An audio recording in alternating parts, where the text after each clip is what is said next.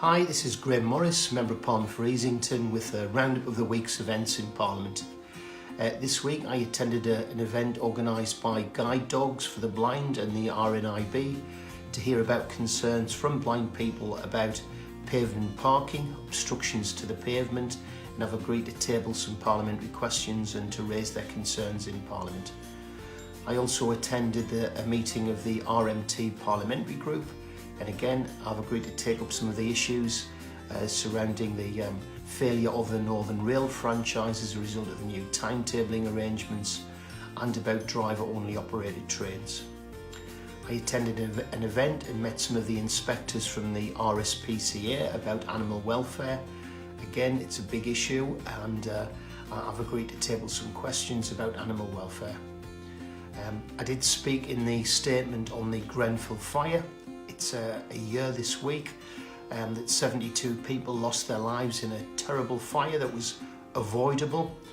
I asked about the Minister's intention about electrical safety for domestic appliances. It's an issue I've raised before and I'm going to keep raising it. In his statement, the Secretary of State spoke about further recommendations for change, given that government statistics for 2016-17 show that faulty electrical appliances were the second largest cause of accidental house fires in the UK.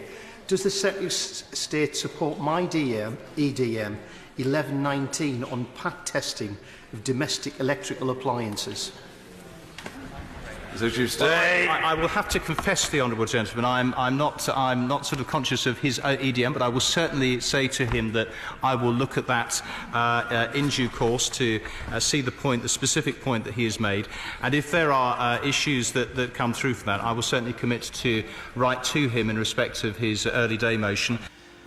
This week we also had a whole series of votes on Lord's amendments to the European Union withdrawal bill. And I just want to remind everybody that I did vote to trigger Article 50, and I've pledged, as my party has, to honour the results of the referendum. Britain will leave the EU. The question is, what are the terms on which we will leave? And I did want to have a meaningful vote in Parliament. I think the MPs should be able to vote on the final deal. I don't think we should give Theresa May a blank cheque about workers' pay, terms, conditions and environmental standards. I also asked a business question on Thursday. I raised the issue again about Sunderland Ladies Football Club. I think it's outrageous they've been demoted. The FA have said the criteria they apply aren't about results or league position, but financial criteria. I don't think that's going to support women's football or grassroots football, especially poignant during World Cup week.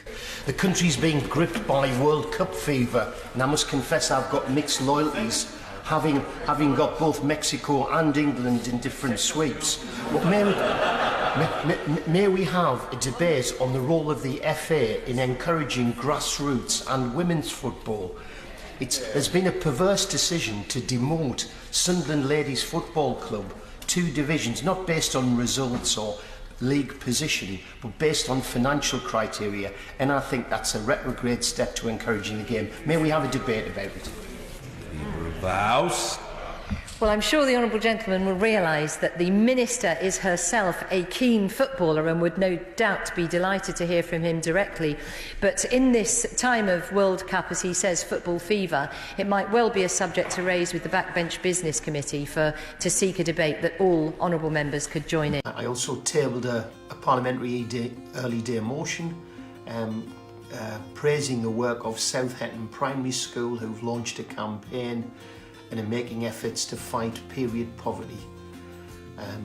I'm attending a meeting in North West Durham to hear our education spokesperson Angela Rayner speaking about Labour's national education plans. Next week I have a question on Monday on the Grenfell fire. Once again I'm going to raise the issue about the defective cladding on the walls. On the walls of the tower block. I think we've got to ensure that there's proper regulation to ensure there's never ever a repeat of that dreadful fire. This week and next week, a whole list of appointments and drop-ins. And I want to say a big thank you to my constituency office staff who've had such success working on behalf of constituents, fighting appeals for PIP and ESA and a range of other issues. So thank you very much. Contact details will follow shortly.